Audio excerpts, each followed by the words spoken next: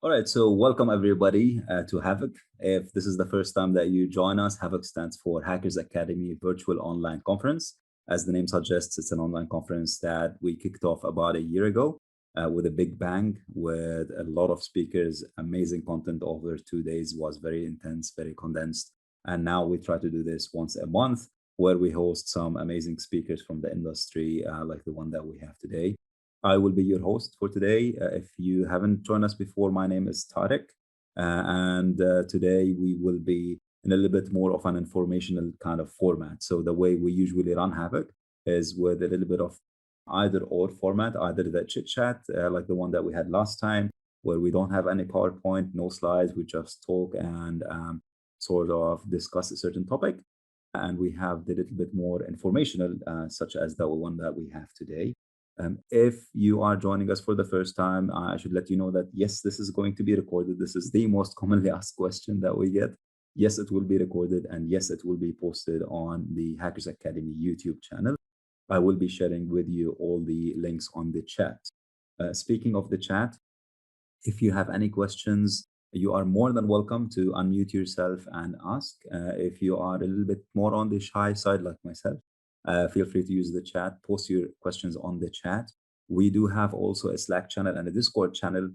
It is very difficult for me to keep track on all of the chats at the same time. So I would encourage you to please stick to Zoom chat if it's possible and post your questions on there. What I will do is I will go through the questions as they come in. And when Mouza breaks for the Q&A midway through her presentation, then I will relay all the questions that you have. All right. So in a moment, I will be posting all the links for the Slack, Discord, YouTube, etc. on the chat. Feel free to check those up. And without further ado, I would like to hand over to our speaker today. It took us, she just corrected me actually before you joined. I thought it took us about a few months to convince her to come and talk here. It turns out it's a little bit more than that, close to a year. And I'm really excited to have her because she comes with amazing background, amazing technical capabilities. She might not relay this because she's super modest, but I know that. I've seen her presentation, I've seen her work, and I know how amazing she is. So without any further delay, Mouza, welcome. The floor is yours. Thank you, Tarek, for the introduction. Thanks a lot for everyone that joined tonight. So today we're going to talk about securing your infrastructure and addressing the low-hanging fruits. Those set of slides I collected or worked on for the past few months, based on a lot of things I've seen on in my experience. So before we get into that, I just want to talk a little bit about myself. My name is Mouza Al Romaithi. I've been in this industry for over 12 years. I have a few professional certificates, like the CISM, CISP, CISA, few of GIAC certificates, like the Defensible Security Architecture and Network Penetration Test. I hold the degree of Master's in Cybersecurity. You can find me on LinkedIn. Feel free to connect. Feel free to contact me. I would encourage you when you contact me via LinkedIn is to put a little bit more context. I don't have time to respond to hi, hello, how are you? Just get to the point, hopefully, and I will try to get to you as soon as possible. I'd like also to speak about an Instagram page that we have that we prepared with my friend Wazira. We post some content related to cybersecurity. It's more like giving back to the community. It has content related to security awareness, content. Some of them are more on the technical side. So feel free to follow us on Instagram, and we post content between now and then, depending on how free we are. We're usually very busy, but we do our best. So before we start the presentation, I just wanted to put a quote here from a movie actually I watched last night.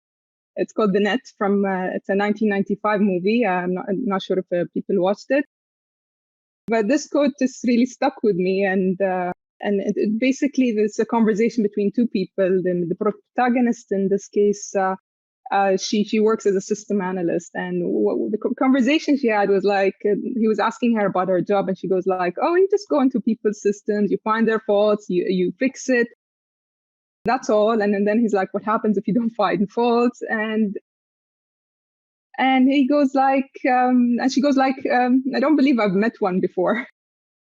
So this kind of, you can really relate it to what we face, in fact, in the cybersecurity field, is there is no system that doesn't have a problem. There's no infrastructure that doesn't have a problem. There's always work for us to do.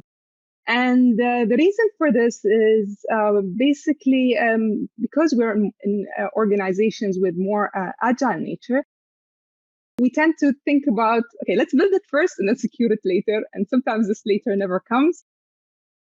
So basically, we have to really sometimes just take a step back and have a more holistic view and try to work on some of those vulnerabilities, some of those misconfiguration, and try to work on. I do encourage, having collaborative work with different teams, try to have that good relationship with different teams. I know sometimes cybersecurity might sound a little bit imposing on other teams. They go like, "So you're just here to, report some findings on us." Well, true. That's our job. But at the end of the day, we have to present it to the management, and not all the time that this is a good experience. So I'm going to get to the slides just to give you an idea how this will be presented. Now, I'm going to touch upon, using a risk-based approach to approaching some of these topics. Now, looking at those topics, this list is not exhaustive, of course. These are some of the pain points, some of the items that I've come across during my experience, and requires really to, while you think they're basic and they should be elementary, in fact, you do need to review them and make sure that they're set properly. Why I'm suggesting a risk-based approach? This is not like a project. It's more of a process that is something that you need to continuously work upon. Now, I'm not going to spend so much time on risk management. I'm just going to go through this very quickly. You might follow your own risk management approach. That's completely fine. I'm referring here to the ISO 27005 risk management framework. It's a good framework. And basically, a lot of frameworks are very similar. It's important, to establish a context. What we mean by that is to establish the scope and boundaries. Then you proceed with your risk assessment. You need to identify risk, analyze it, evaluate it. Then comes, the risk treatment, applying the proper, let's say, measures to address those risks, whether to mitigate it, transfer it, avoid it, and so on. And then you have that risk acceptance criteria. This is where we decide, okay, what is the risk appetite for the organization? Is it okay to just ignore this? Again, it depends on the organization's risk appetite. And of course, very important is to highlight risk communication. You need to communicate risk to the relevant stakeholders. And of course, this is a process, so you will need to continuously monitor and review those risks.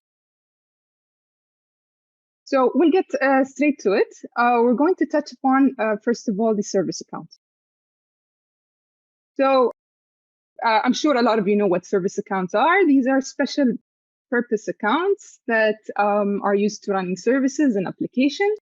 Why are service accounts preferred? And I did put an asterisk under this point.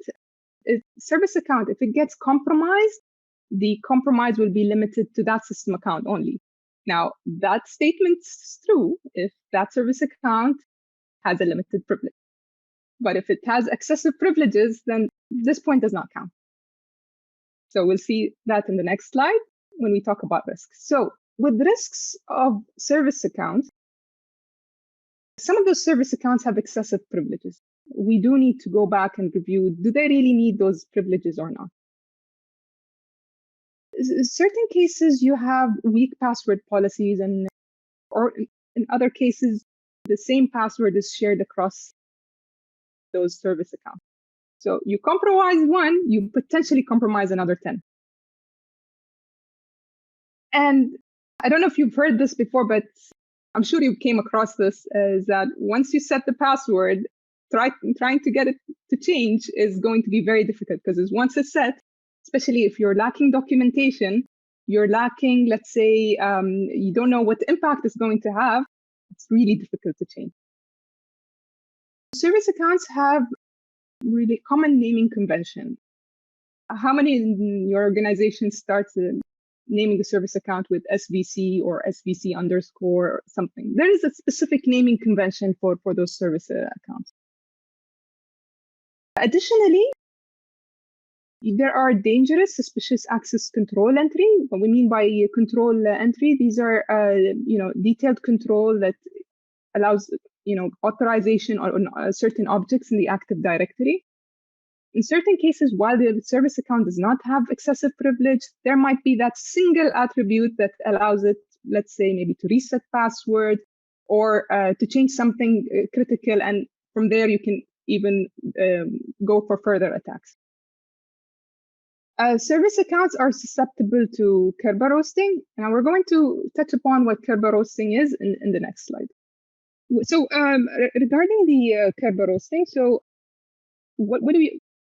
how do attackers leverage so they're utilizing attributes in the Kerberos protocol and the way it's handling tickets to get what we call information on the SPN. So what is an SPN? It's the service principal name. These are the names that or attributes set for service accounts in the Active Directory. Now, there are set values for those SPN that what the attacker can do, he can scan the Active Directory, get those SPN values, request tickets through normal protocol, because the way Kerberos works, it's going to respond even if that user is not authorized. And then what an attacker can do, can extract those service tickets, save it to file, and then he can conduct a brute force attacks on offline. So it can be detected, cannot. What can we do to mitigate this sort of attack? It's important for you to discover your service accounts, review them, remove any unnecessary accounts. So having that process on a regular basis is very important. You need to eliminate unnecessary privileges. So maybe you need to have this talk with your system admin. You need to avoid copying existing service accounts. Create it from scratch. Problem with copying existing accounts is you probably copy it with or excessive privileges that you don't need. Avoid placing the service account in a domain admin group. Use an access control list to restrict access to the service account. Restrict logon to functionality to service account, and if possible, restrict the time frame it's being used. Use long password and make sure it's rotated. Now you might tell me that this is difficult. We have tons of service accounts. How do we do this? I'll get to this point in the next point. Enable auditing on service account. You need to monitor the activities towards it.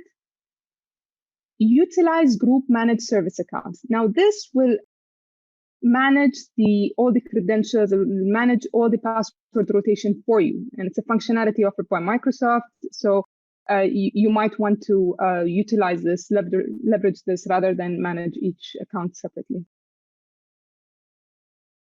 And make sure you conduct audits on a regular basis. Okay. We're heading now to, we're going to talk about domain admins. So just to clarify two things, there are two, well, there are more actually, but there are two major groups I want to focus on is the administrator group, which has full control on all domain controllers in the domain. And then you have the domain admin, which is a member of the group and has full control over the domain. What are some of the risks we have with domain admins? We have too many domain admin accounts. let's face it, everyone wants to, in IT needs to be a domain admin, right? Administrators often set passwords to no expiry. And that's a big no-no. Administrators also set password to something that is easy to remember, and often, because they are targeted, they're often easily cracked. So what can we do? Again, this depends on your risk appetite. It's recommended to reduce the number of domain admins. Ideally, it should be 2 domain admins. You think you need more? It's up to you. Again, it's based on your risk management approach. It's highly recommended to use a privileged access management solution to auto-rotate and randomize the password for those accounts. Use a separate account for admin and day-to-day account. If you don't have a privileged access management, that's fine, but you need to make sure you have a complex password. And finally, you need to enable multi-factor authentication. That is very important, especially with privileged accounts.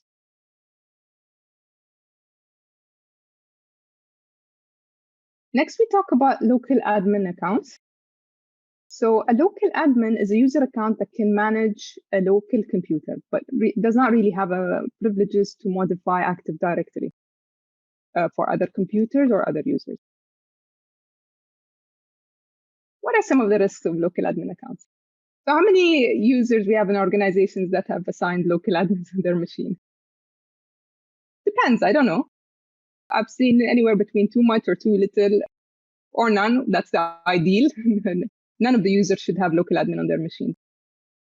These are considered common attack vectors by hackers. They can be used to spread malware easily.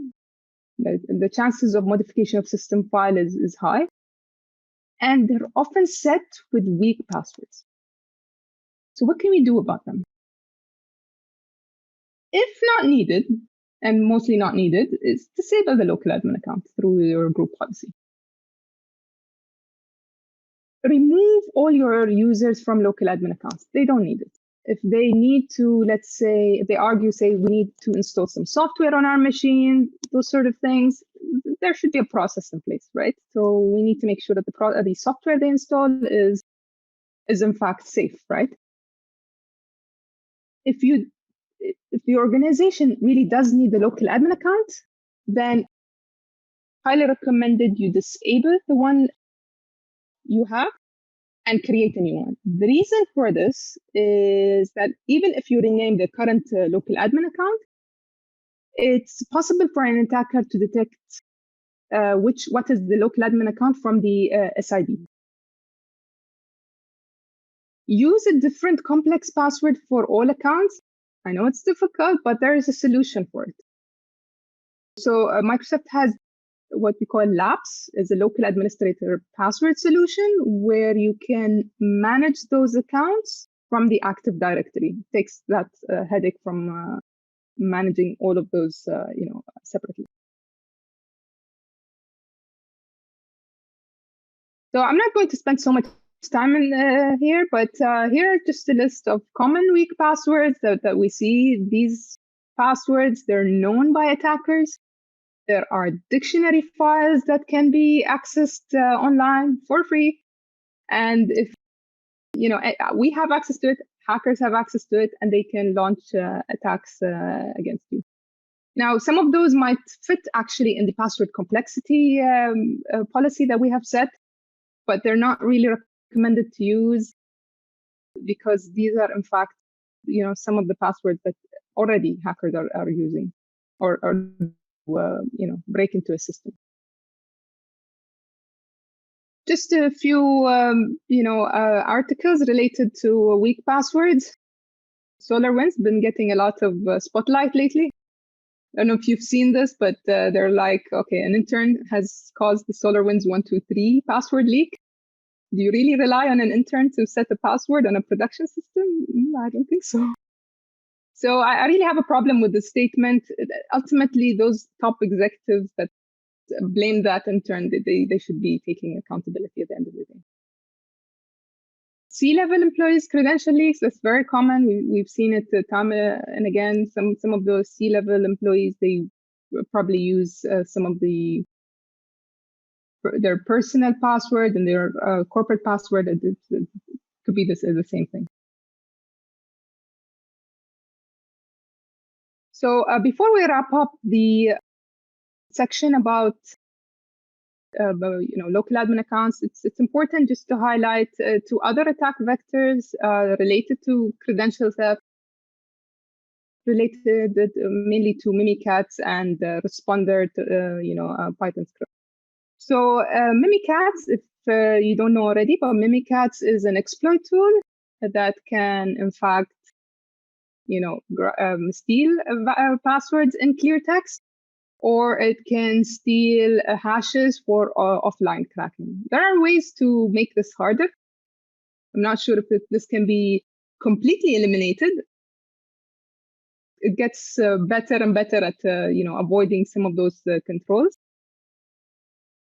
So I'll just go through them through this list very quickly because I'm really conscious of the time. So make sure you have an updated OS on all the Windows servers, including the Active Directory functional level. You need to disable the debug right for a local administrator. You need to disable the WDigest protocol across the board. Now, this is disabled for Windows 8 and later, but for previous version, you need to go and disable it. Enable LSA protection. Now, this can break things, so you need to be careful and always have an impact assessment before applying any policy for that matter. You need to disable storage of plain text password, Active Directory. You need to enable restricted admin mode. You need to enable restrict delegation of credentials to remote servers. You need to disable password caching. Now, again, this is another control that you need to be careful because some of the users they have laptops and they work remotely. So this might cause some issues for them trying to log in. Again, make sure you perform your impact assessment before doing any of these changes. You need to put administrative account in protected users AD group, and this forces Kerberoasting authentication. And finally, implement what we call a credential guard. There are tons of articles from Microsoft on how to do it.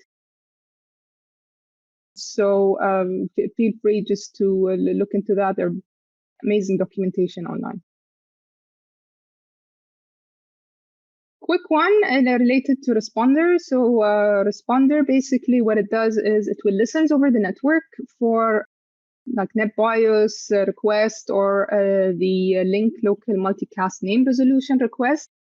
And basically when a user is trying to access a particular resource, so this responder pretends to be that resource. And in fact, when the user connects to it, or tries to authenticate to this, it can steal those hashes. Now, what can be done is obviously you can take those hashes and perform some offline, password cracking. But there are ways to prevent this sort of attack by, disabling or configuring a few things in your environment. You need to, first of all, enable this turn off multicast name resolution. You need to set Microsoft Network Client digital sign communication, so you make sure that you're communicated with a trusted machine. And finally, you need to configure DHCP to prevent NetBIOS protocol. Now, keep in mind, now these controls apply for machines connected to the domain, and and machines that are controlled by your corporate DHCP. Have to put that caveat there. Tarek, do you want to pause now to take any questions, or should I proceed? Yeah, seems like a good time now to take a couple of questions. I think we have one from Anon. I've been hearing about GIT passwords. So I believe GIT is just in time, which is, I believe, is PAM, but correct me if I'm wrong, Mouza. Wondering if this is a new thing to accommodate work from home. So what's your thoughts on using PAM while working from home. Is that a thing that can be implemented? Is that a thing that would work? Using PAM to work from home. Mm-hmm. PAM mainly is used for privileged access management or privileged accounts. But to extend that functionality to all users, I have not seen it, frankly. Mm-hmm. That's all. I need Okay. to look into this. I have not really seen that applied across. Makes sense. Makes sense. So I think I have the same sentiment. It's privileged identity management or privileged access management. So it's something that will Correct. be used usually for privileged users. And Correct. if you want to be logging into some resources with a privileged account, this is something that you would use. So you would use something like, I don't know, some of the products like CyberArk or whatever Yes. to allow you this kind of access. And normally, if you want to use it, you would use it over VPN. And I think you have a part where you will be talking about VPN, right, Mouza? A little bit Yes. later on. I was. Yes. So there's a comment actually here that it sort of falls within the line of what I wanted to ask personally, because this is something that I've experienced working on the other side of the table. Sorry, when I say on the other side of the table, because I did pen testing offensive security for about Okay. 10 years. Then I worked on defensive or security architecture for about 8 years. So one thing that I continuously saw is what one of our audience is commenting on here as well. How do you deal with users that are either complaining about security hindering productivity, or what I faced personally, if I may add to this point, is executives complaining, not just any user. So executives, particularly C-levels, trying to dial you to your security sort of controls, saying, hey, I don't want password complexity on my password. I don't want my password to expire. I want local admin on my computer. What's been your experience with this? How did you deal with this? Well, I would include those executives as part of the decision making. Really, not to all. We're not talking about small configuration items, but like from the big picture. If I include them and they agree and they all agree, and we try to get them so we have those committee meetings, right, with executives. It's important to have those sort of meetings where we talk security. But prior to that, it's important that we have that one-to-one with them and give them that sort of assurance that security is not there to hinder their productivity. I've heard this a lot, honestly.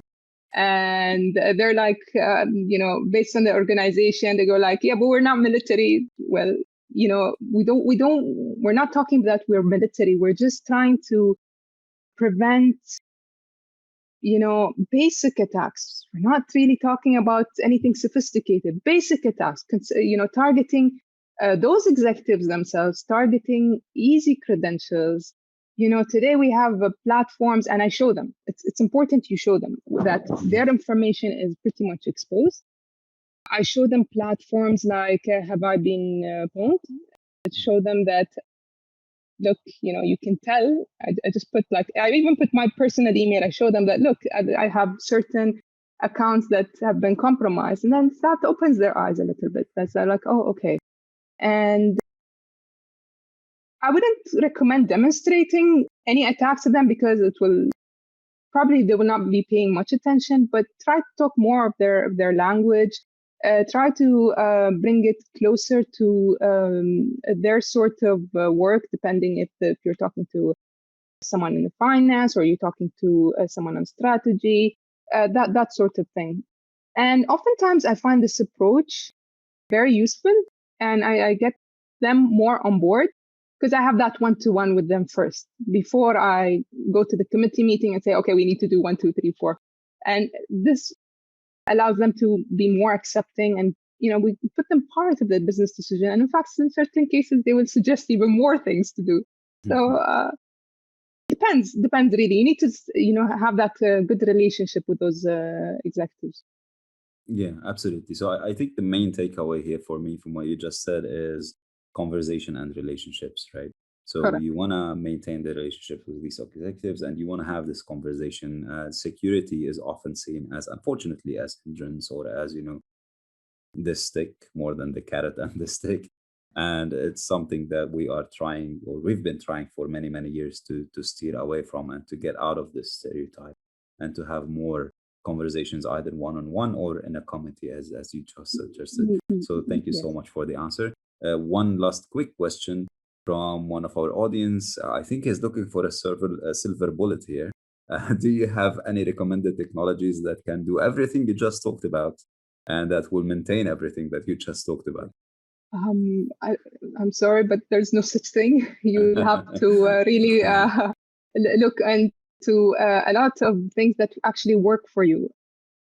At the end of the day, I wish we had something like that, and then we can just, if we can develop something together and then just sell it to all organization and just retire, that would be great. But no, we do need to do our due diligence. We do need to do our assessment on a regular basis. Hence why I mentioned the risk-based approach. It's a process. It's something that we'll need to continuously build upon and enhance on a regular basis. It's important really also to optimize what we have on the ground rather than just blindly purchasing new products or, oh, okay, there's this new technology out there that can do everything. Oftentimes, the technology we have on the ground really does the job, but it just requires a little bit of research, a little bit of work together with the right team to help, enable certain things here and there and to help enhance the security across. Absolutely. And one of the first things that I really liked about the description of your talk when we talked about this, I don't know if everybody here read the description about Mouza's talk, is that, we're often distracted by the newest Chinese technology and product, and we go and pay. And I know how much budget is spent because I used to try and get the budget for my previous jobs. So I know exactly how much the expenditure was for these kind of projects. But unfortunately, just these technologies on themselves or by themselves, they're not going to get the job done. And I really like one of the answers here to this question. Yes, there is a technology that will do that for you, and it's called a competent employee. So yes, spot on. I completely agree with All that. right, yeah, maybe we can agree on Uh, that. Yeah. Although maybe not, it's not a technology per se, but yes, that could get the job done. One last quick question from Sarah before we move on. Is there really a need to have a local admin on an employee computer? And if there is No, a true need, what is the solution? no, there is no need actually because you Okay. can still All right. achieve the same thing with the domain admin. All right. So there is no need. And I mentioned it earlier that we suggest we disable it. You go ahead and disable it. But if there is some sort of need, you can always leverage their free functionality offered by Microsoft. You can leverage things like labs and to help manage those sort of things. All right.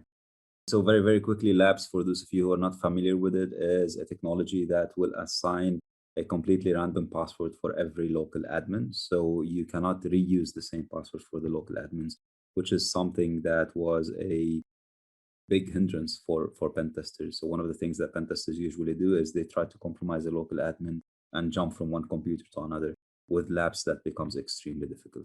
Cool. All right. So we'll stop the questions here. We've taken enough time, I believe. It's super interesting so far. Please carry on, Maza. Okay, thank you, Tarek. Thanks, everyone. Interesting questions. Keep them coming. So now I'll touch upon the VPN security. So we've all experienced this last year. We've been forced to work from home, and so how many organizations really opted for the always on VPN? A lot of us, right? Now VPN is important. It basically allows us a secure channel to access our corporate resources rather than just exposing everything. And it's really important just to keep in mind that yes, while we enable VPN, we still need to be conscious of a few things, which I'm going to talk about now. So some of the risks of VPN is the single factor authentication. You need to, with this sort of access, you need to really have that multi-factor in place. That's very important. There are risks of spread of malware. There are risks of split tunneling. What we mean by split tunneling is that, so you're on your home network, for example, or any other network. the traffic that goes to your corporate networks is just to access your corporate network traffic. But your internet traffic actually goes through your home router. So this is where the split tunneling comes into place. Not all traffic goes to your network, hence you're not leveraging your corporate security features that you have. Hence, you're introducing more risks to the organization. And finally, you're connecting from insecure areas. What I mean by that is, those public Wi-Fi's and cafes and those sort of things really do pose a risk to the organization. What can we do to help mitigate it? Enable multi-factor authentication. That's very important. Very, very important to enable that. Could be token-based, certificate-based, whatever suits your environment. How much depending on how much budget you have, enable multi-factor authentication. It's also important, and this is especially important with third-party, resources that connect to our network, is to only allow hosts with minimum security requirements, meaning that their machine is up to date with the patches. Their machine has an antivirus, those sorts of things. You don't want Windows 7 or Windows XP machine to connect to your network. These are outdated. These are not supported anymore. So make sure you set that baseline. It's very important to set that baseline early on. You need to apply the concept of least privilege, and you need to restrict the access to only the asset that person requires to access. Full access is not going to work. So let's say an employee needs to access your intranet page. Do they need the backend systems? No, not really. They only need to touch upon the web access. And this brings us to the next point: is you need to ensure proper network segmentation in place, right? To those zoning, to prevent people from, or in the event that the account gets hacked, that the person has, or the hacker does not have much area or much room to move across your network. With a VPN, because all of this is done through SSL channel, you need to ensure you enable strong encryption algorithm. That's very important. And you need to change the default. So don't just blindly accepting default settings for all sorts of systems. This not only applies for VPN, in fact, it applies for a lot of things in our infrastructure. So make sure you change the default settings. And finally, and this is very important, is you need to continuously educate your employees. You need to tell them how to connect, what are some of the important things to keep in mind when they're connecting to corporate network. So this sort of thing is very important through your security awareness program, and obviously you need to make sure they sign an acceptable use policy. When I mention employees, this also includes third-party employees. Third-party also apply, is a risk to the organization, right? All right. Next, we'll talk about executables. So executables is pesky little files that when run, a lot of them have useful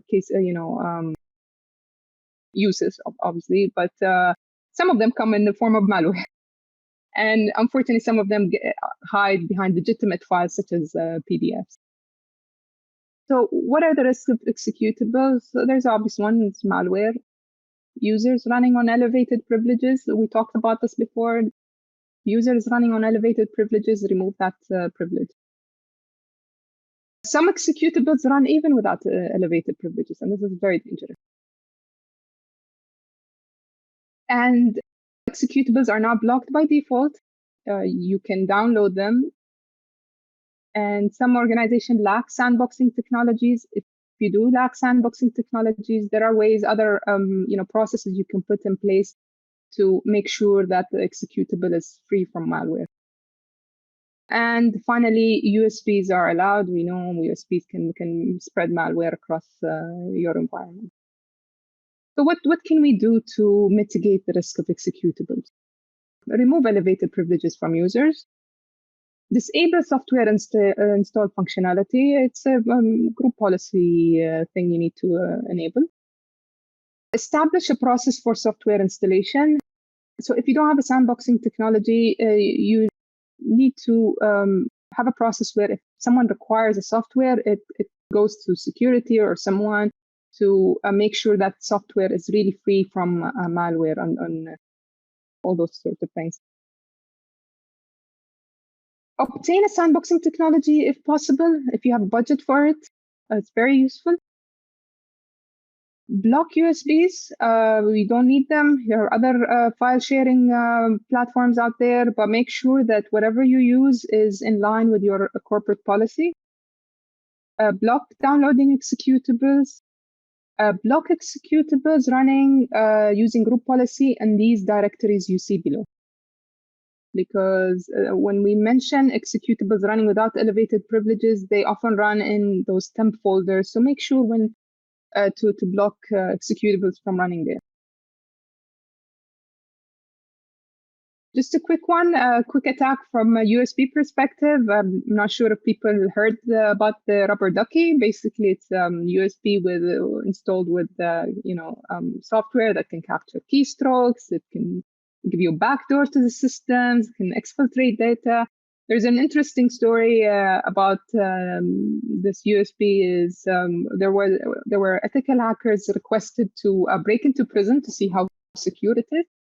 And the ethical hacker's mom just took that USB and she posed as a health inspector, and they allowed her. They were like, "Okay, go in," and she was able to plug in this USB to a few machines and gave access to the ethical hackers to grab some information. Very interesting article if you want to read. Okay, we're almost there. So now we'll talk about unknown, neglected, obsolete systems.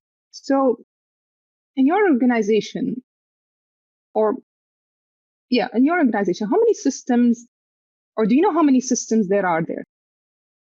And if the answer to that is no, how many systems are part of the patch management program? So I would assume that if the first question is no, the second question would be no as well, right? And how many of those systems are following organization and security policy? Now, are they part of the domain or not? Do they take in the security policies or not? We don't know, right? It depends. It depends on how you manage your assets. What are the risks of such systems? System could be already compromised, right? If it's not known, neglected, left aside, it could be a backdoor for hackers. A lot of these systems may not be patched with the latest patches. Group policy may not be enforced, so they're potentially less hardened. They may lack anti-malware protection. They may not be part of the domain, hence they will only have or only offer local user authentication. And finally, obsolete systems are most likely not maintained by vendors. So not maintained meaning they will not support, they will not offer any software updates. So you have potentially an unpatched system waiting to be hacked. What can we do to mitigate the risk? So maintain an asset list. This is very important. And today you can actually automate this. You have the tools that can constantly run scans just to see what assets you have in your environment. So maintain an asset list and make sure it's up to date according to your asset management policy. Run a full discovery scan. So let's say we don't have an automated tool to do that. Run a full discovery scan against your environment. See what's there. Just a quick, maybe an Nmap scan, just to see what you have on your environment. Once you detect those old neglected systems, decommission them. Follow a decommissioning process, whether to shut down if it's a VM environment, whether to shut down the VM or shut down the server. Oftentimes we have a lot of the servers that we use for POCs, those sort of things, and we forget about them. It would be, if you have more time, I would really recommend you actually investigate those systems to see if there are any indicators of compromise. Could be compromised already, and you don't know how much foothold the hacker has already in your system. Perhaps they compromise other systems in place. You might want to take it aside for forensic investigation. So make sure if you patch, install malware on those systems. Ideally, block all internet access on the server VLAN. Centralize the policies for those systems. Ensure strong authentication towards those servers, ideally through a PAM solution. Ensure you have a strict network zoning and consider microsegmentation.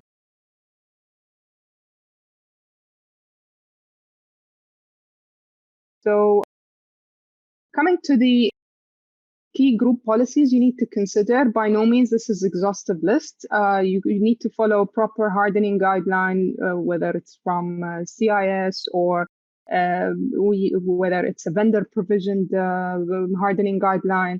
Make sure, obviously, this is integrated with your change management process, because some of these may have an impact on your environment. So make sure you take it step by step when applying those. But here I'm just focusing on 10 main controls. These are not the only controls you need to implement. There are obviously more.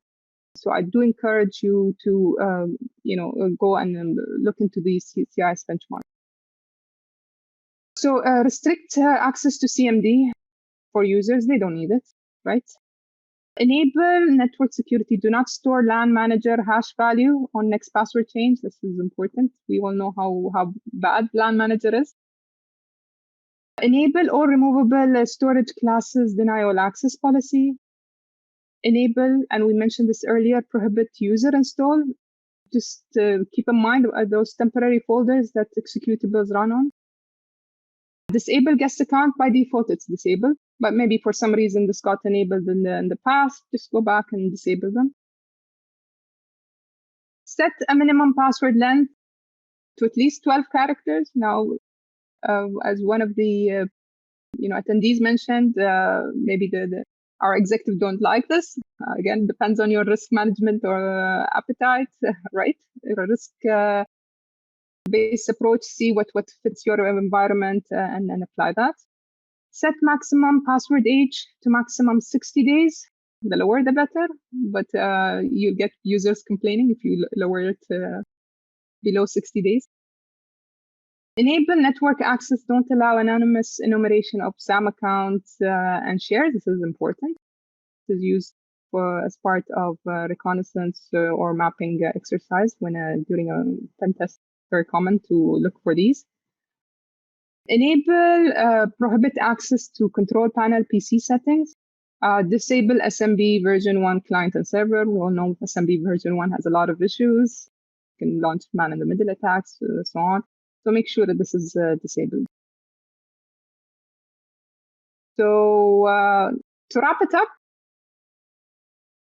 security at the end of the day is a journey, right? And I mentioned this earlier. And you will need to go back and review again all those policies and configurations over and over again, just to make sure that yes, you are in fact covered.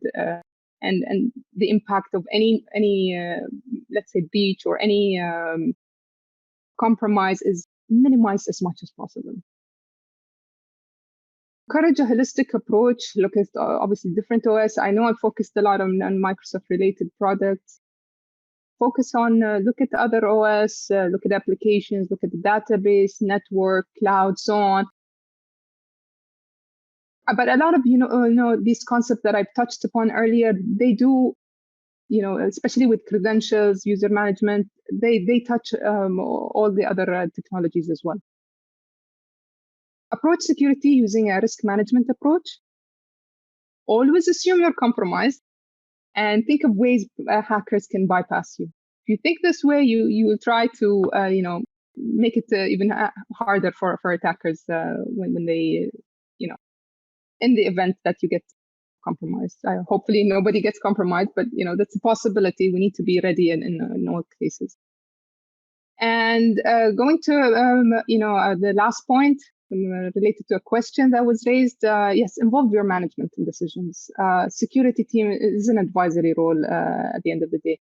So the more you involve them, the more you make them part of this decision, the better.